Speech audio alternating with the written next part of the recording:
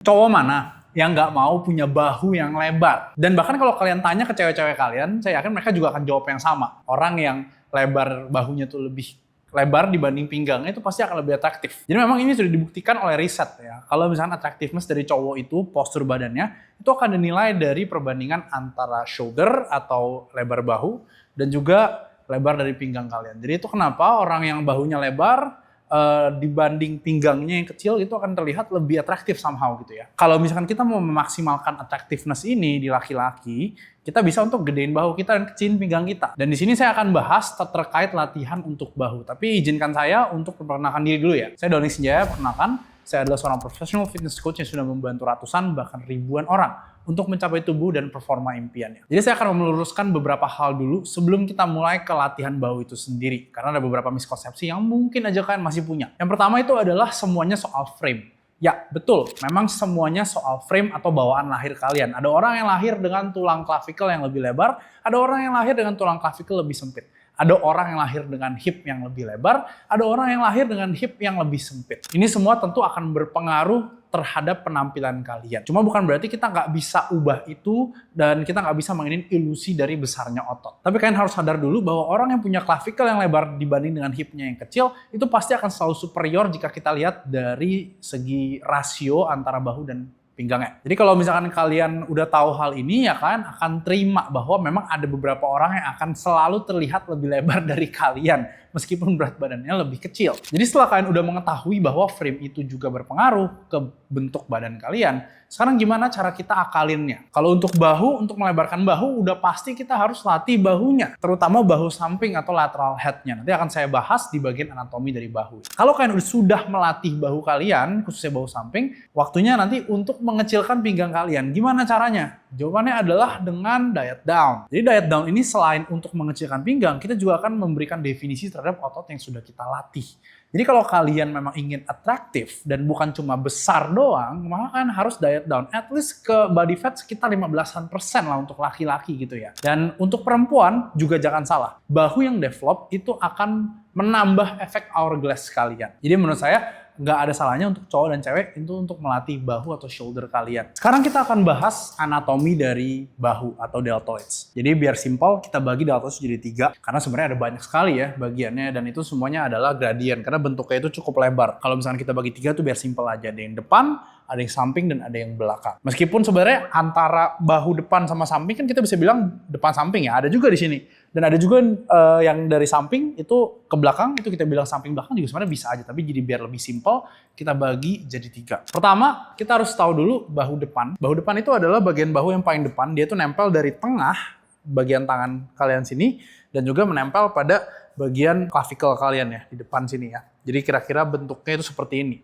Dan ini akan cukup terlibat dalam gerakan flexion ataupun gerakan menaikkan tangan kalian ke atas gitu ya.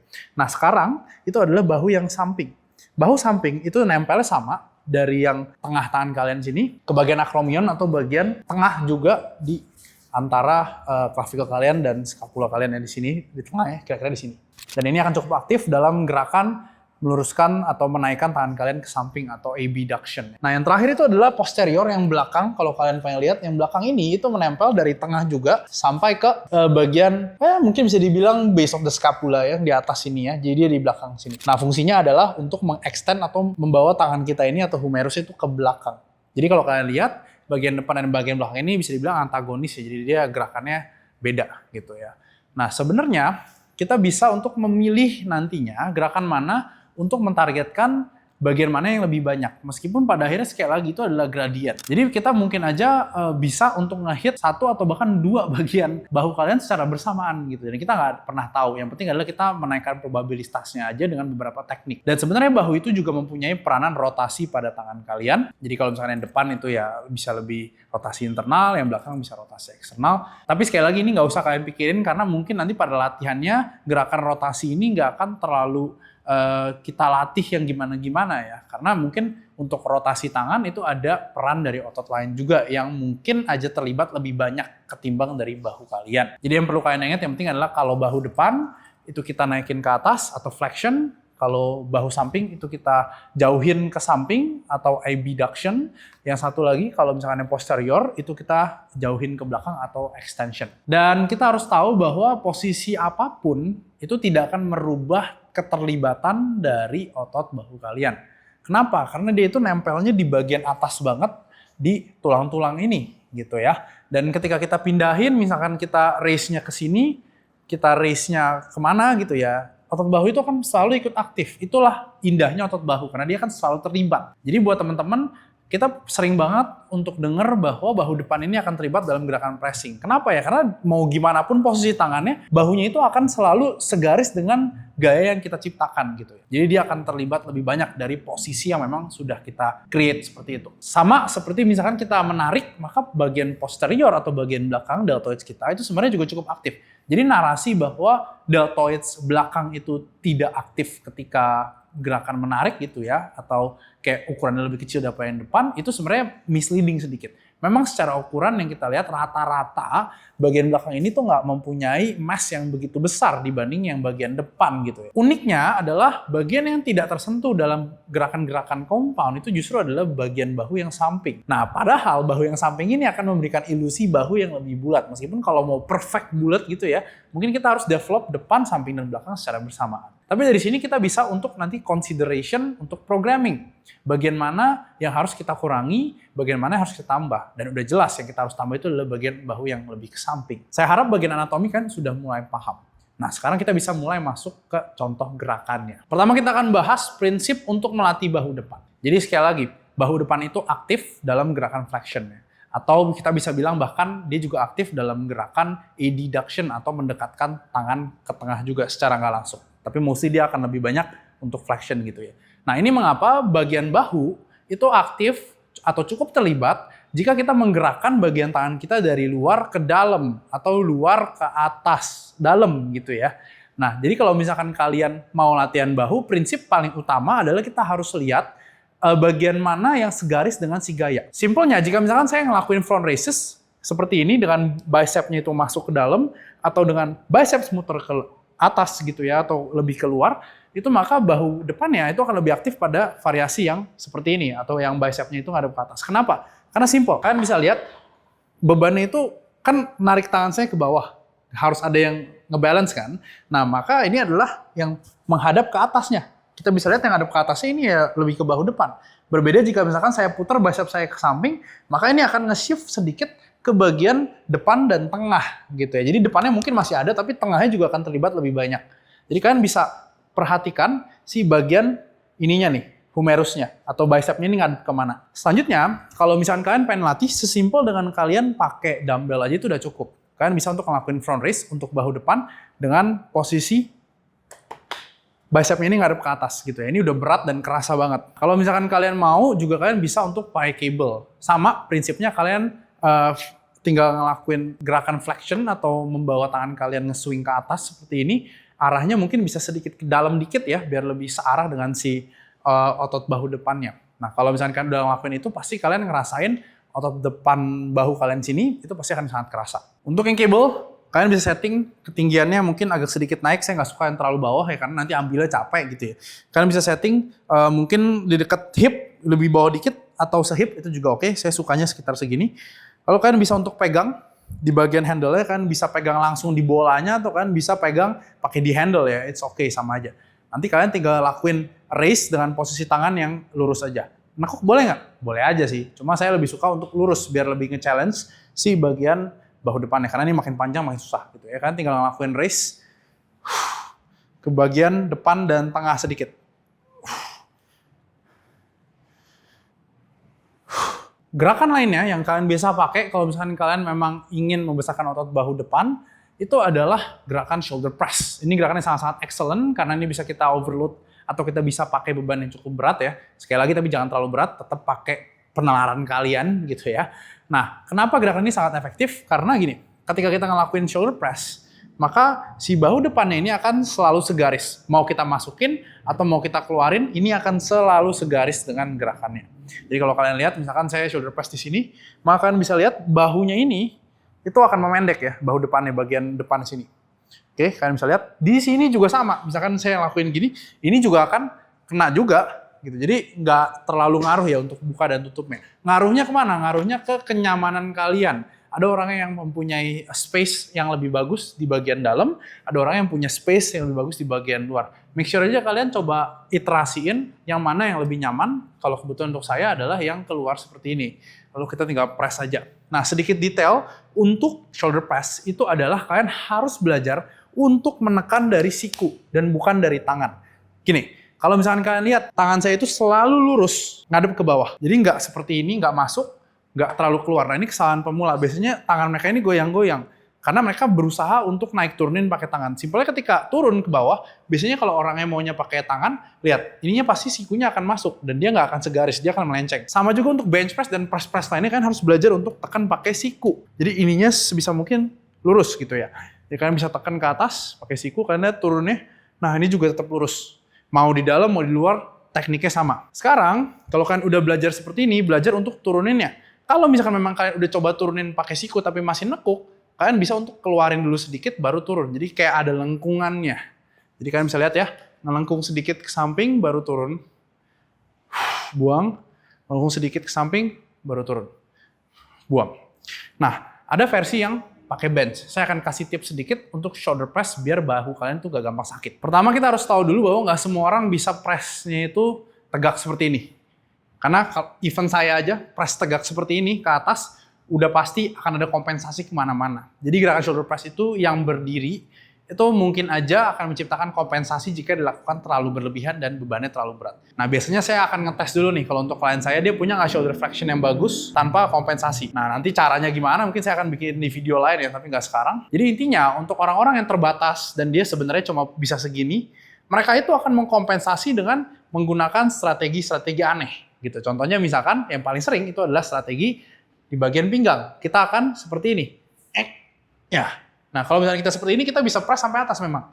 Cuma akhirnya apa? Pertama ininya pegel, terus ada involvement dari upper pecs juga segala macam. Tapi it's okay. Nggak masalah untuk involvement dari upper pecs, kita lebih conscious terhadap si lower back aja biar nggak terlalu capek. Nah, gimana caranya? Kita bisa pakai bench. Jadi pertama, kalau untuk teman-teman, kalian bisa mulai dari bench yang 60 derajat aja dulu. Nanti kalau misalkan memang kalian nggak ada masalah, kalian bisa pelan-pelan untuk latih lebih tinggi segini. Nah, kalau saya pribadi, saya nggak suka 90 derajat kayak gini. Kenapa? Karena rata-rata orang tuh shoulder flexion-nya nggak nyampe 180 sampai atas. Jadi akhirnya apa? Ya akhirnya gelah lower back-nya. Akhirnya nanti nge-arch lah kayak gini ke belakang nih. Nah ini saya nggak mau gitu strategi ini terjadi. Jadi saya biasanya turunin. Ya kalau saya untuk nyamannya di sekitar segini lah. Ya masih agak sedikit high incline. Nah kalau dari sini saya akan press-nya itu jauh lebih nyaman. Dan saya bisa untuk naikin kaki, tujuannya apa? Biar nggak nge-arch lower back terlalu banyak. Bebannya juga nggak terlalu berat ya, nanti saya bisa press dengan lebih nyaman nih. Nggak ada arch sama sekali. Dan ini benar-benar fokus ke bagian bahu depannya. Tenang aja, segini sih menurut saya belum terlalu kerasa ya upper pecs ya. Kalaupun kerasa, tetap akan fail duluan di bagian bahu depannya. Sekarang kita akan bahas latihan untuk bahu samping atau middle delts. Sebenarnya prinsipnya sama seperti front delts. Kita lihat dulu nih, bagian mana yang menghadap segaris dengan si gayanya. Nah, kita sering banget lihat orang form lateralis kayak gini nih. Ya, kayak gini. Jadi kayak bebek gitu saya bilangnya. Nah, ini kurang efektif kenapa? Karena kita muternya cuma di sini, gini. Bagian sininya sama, yang ngadep atas masih si bahu depannya. Jadi ini kenapa? Biasanya yang saya nilai itu bukan putaran punggung tangannya ini, tapi lebih ke bicep yang ngadep mana nih bicepnya. Kalau misalkan bicepnya udah ngadep sini, berarti primarily kita bisa bilang udah mentarget bahu samping kalian.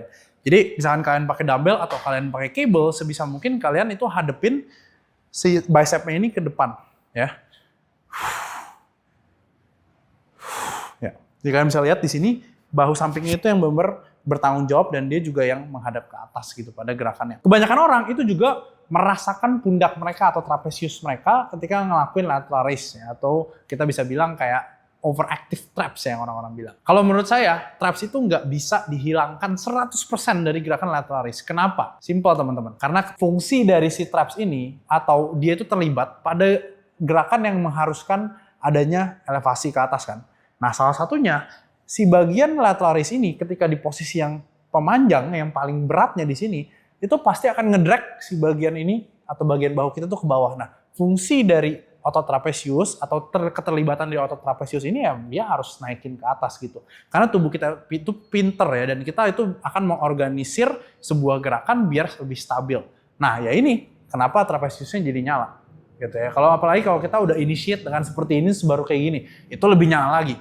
Jadi biasanya karena kita tahu bahwa trapesius itu nggak bisa dimatiin atau nggak bisa 100% mati pada suatu gerakan, maka kita tinggal melakukan cueing atau gimana kita menstrategisasi atau istilahnya gimana ya, mengakali lah gerakan ini biar gagalnya itu di bahu samping duluan. Saya biasa kasih cue untuk menjauhkan bagian bebannya itu sejauh-jauhnya ke samping. Jadi kita nggak mau untuk raise ke atas, tapi kita menjauhkan ke samping sejauh-jauhnya. Lihat. Makanya itu kenapa saya lebih suka untuk pakai variasi yang tangannya lurus. Karena ini akan men-challenge lebih banyak lagi gitu loh tanggung jawab dari si bahu sampingnya. Kenapa? Karena ya lebih jauh gitu ya. Kalau yang lebih jauh tuh pasti lebih susah. Nah, jadi dari sini kita bisa lihat cueing-nya adalah menjauhkan sejauh-jauhnya ke sampingnya.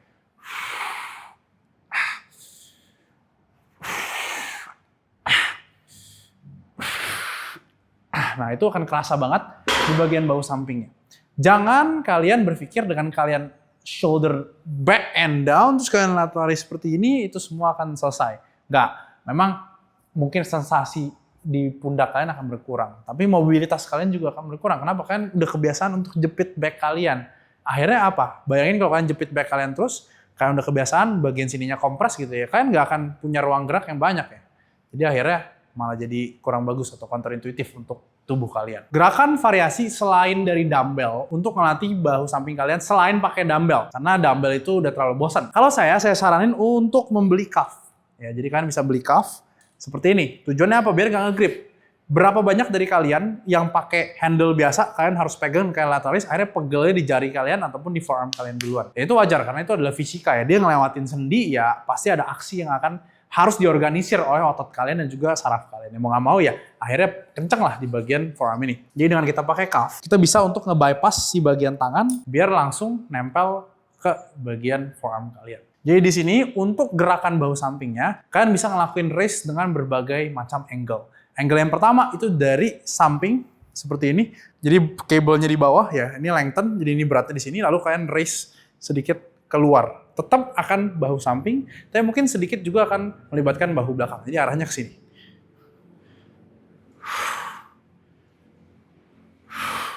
Oke. Nah, variasi yang kedua, kalian bisa ngelakuinnya behind the back. Jadi behind the back itu, kalian tinggal masukin cuff-nya dari belakang, lalu kalian lateralis. Tetap sama, arahnya dari dalam keluar, jauhin sejauh-jauhnya keluar ya. Nafas sini.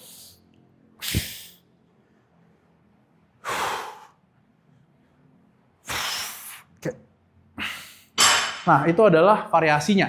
Ataupun kalian juga bisa lakuin juga sebenarnya dari depan juga sih, sebenarnya mirip ya. Tapi kalau saya ngerasain lebih stretch ketika posisinya di belakang seperti ini. Nah, itu tergantung kalian aja. Kalian mau yang mana dan kalian nyamannya yang mana. Terakhir itu adalah otot bahu belakang.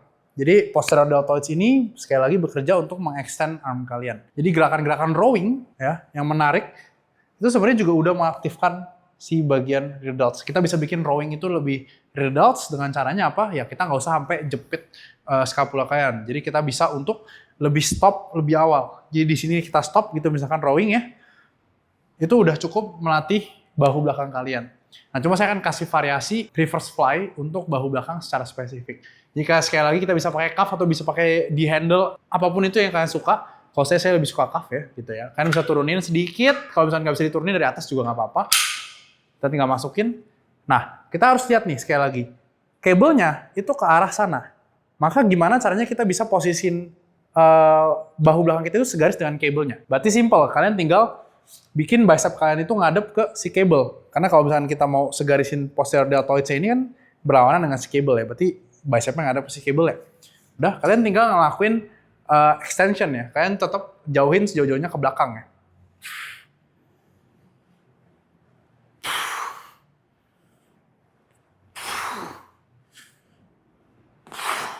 Untuk arahnya ke bawah atau ke samping, jawabannya sebenarnya sama aja, gak gitu terlalu ngaruh. Sekali lagi dengan posisi tangan seperti apapun, maka si bagian deltoids ini sebenarnya cukup aktif ya, selama segaris dengan si tarikan gayanya. Kalian mungkin bisa untuk pakai dumbbell, kalian bisa reverse fly pakai dumbbell gini ya, pakai dumbbell. Tapi saran saya kalian bisa untuk coba variasi yang pakai cable. Kenapa? Karena akan jauh lebih stabil, akan jauh lebih nyaman juga karena titik terberatnya itu ada di bagian memanjang. Nah, tapi kalian bisa pakai variasi yang macam-macam.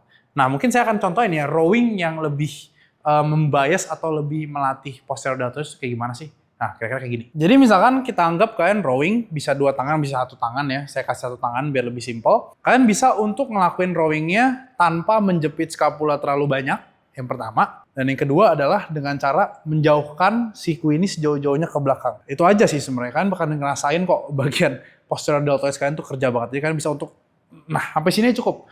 Karena kalau kalian lanjutin lagi ke sana, udah pasti itu adalah efek dari lebih banyak scapular retraction ya. Kita bisa bilang traditional scapular retraction. Jadi kita bisa rowing kira-kira seperti ini. Sejauhin sejauh-jauhnya ke samping, ini udah cukup. Oke, lagi. Jauhin sejauh-jauhnya ke samping, ini udah cukup.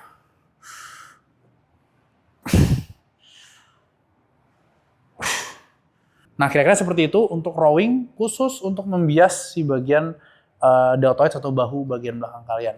Nah, kalau misalkan kan ada gerakan-gerakan lain seperti face pull dan lainnya itu mungkin juga bisa berguna. Tapi sekali lagi, ini gerakan-gerakan yang saya favoritkan, yang saya pakai lebih sering gitu ya. Ada gerakan-gerakan yang saya kasih tahu tadi. Sekarang gimana caranya kita bisa programming atau menyusun sebuah pola latihan yang terarah untuk lebih fokus ke bahu kita. Prinsip pertama adalah kita bisa untuk bagi frekuensi latihan kita lebih sering untuk latihan bahu. Misalkan seminggu kalian latihan 4 kali, maka bisa 3 kalinya itu ada latihan bahunya. Itu salah satu cara saya yang paling ampuh. Kenapa? Karena gini, ketika kita menumpuk latihan kita dalam 1 hari, maka kemungkinan set kedua, ketiga, keempat, kelima semakin mundur, itu kualitasnya akan semakin turun. Jadi dengan kita naikin frekuensinya untuk latihan bahu, maka kita itu bisa untuk lebih sering kena set pertama. Dimana set pertama ini adalah set yang paling stimulatif. Jadi kalian bisa, misalkan kalian mau fokus ke bahu samping biar lebih gede, kalian bisa lateral raise seminggu 3 kali dengan 3 variasi yang beda, ataupun 3 variasi yang sama, ataupun misalkan 2 variasi sama atau variasi beda, terserah kalian. Kalian bisa untuk latih lebih sering dan kalian pakai jumlah set ya udah nggak usah terlalu banyak, mungkin 3-5 set aja. Jadi dengan kita melatih lebih sering, kita bisa untuk nantinya mengakumulasi set pertama yang lebih banyak, kita bisa push sampai dekat dengan failure. Nah, poin yang kedua adalah untuk latihan bahu, jika kalian ingin melakukan atau memberikan mechanical tension yang paling tinggi, maka kalian harus melatih bahu tersebut sampai failure atau mendekati failure. Jadi failure itu adalah ketika kalian latihan bahu nggak kuat gitu ya, dan udah nggak gerak sama sekali, kan udah coba 2 detik, kalian naikin masih belum bisa, itu baru failure. Jangan baru pedes-pedes kalian udah anggap itu sebagai failure. Jadi semakin dekat kita dengan failure, maka semakin tinggi mechanical tension-nya. Di mana mechanical tension adalah primary driver ataupun bisa dibilang sinyal yang paling utama untuk pembentukan massa otot. Yang ketiga itu adalah strict form. Sebisa mungkin kalian lakuin gerakannya dengan sebagus mungkin, dengan se-strict mungkin. Karena ini adalah otot yang kecil, kalian juga make sure untuk pakai beban yang jangan terlalu berat. Karena kalian mungkin bisa aja untuk ego lifting, deadlift gitu ya, karena otot yang terlibat banyak dan juga struktural kalian mungkin mendukung ya kan, bisa untuk get away with it. Tapi kalau misalkan bahu kalian pakai beban yang berat dan kalian ego lifting, itu akan satu kelihatan jelek formnya, yang kedua resiko cederanya juga semakin tinggi, dan yang ketiga mungkin aja kalian akan pakai otot yang lain gitu ya kalau misalkan kalian pakai beban yang terlalu berat. Jadi sebisa mungkin kalian strict dan kalian jaga temponya dengan baik. Dan yang terakhir yang kalian bisa pakai itu adalah higher volume. Jadi yang pertama itu higher frekuensi atau keseringannya, selanjutnya itu adalah volume atau jumlah setnya. Jadi jumlah set yang saya maksud ini adalah jumlah set dengan tingkat kesulitan yang tinggi atau yang mencapai failure gitu ya. Jadi jumlah setnya kan bisa naikin dalam seminggu, misalkan sebelumnya kalian 10 set kan bisa naikin ke 15. Misalkan kalian 15 bisa naikin ke 20. Tapi biasanya untuk teman-teman yang udah terlalu sering untuk lateral raise, kalian bisa deh coba sekali-sekali turunin justru setnya, tapi kalian fokus ke intensitasnya. Beneran nggak kalian udah sampai failure atau belum? Dan yang terakhir itu kan boleh gabungin bahu itu dengan gerakan atau otot yang lainnya. Karena bahu ini dia cukup isolated, maka kalian bisa gabungin ini mungkin dengan gerakan tangan, mungkin dengan gerakan kaki, dengan gerakan dada, dan gerakan punggung gitu. Itu boleh-boleh aja. Make sure aja kalian tetap jaga kondisi bahu kalian tetap fresh, jangan terlalu lakuin di bagian akhir latihan kalian. Ingat bahwa semakin awal kita taruh gerakannya, maka semakin diprioritaskan gerakan tersebut.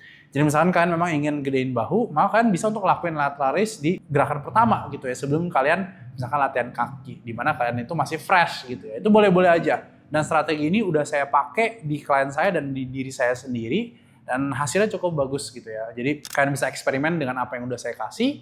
Make sure aja kalian belajar dulu formnya yang benar, kalian rasain dulu gerakannya. Kalau misalkan udah, baru kita tadi bahas soal programmingnya gitu ya. Make sure aja pertama sekali lagi tempo diatur, formnya dibagusin, jangan pakai beban yang terlalu berat.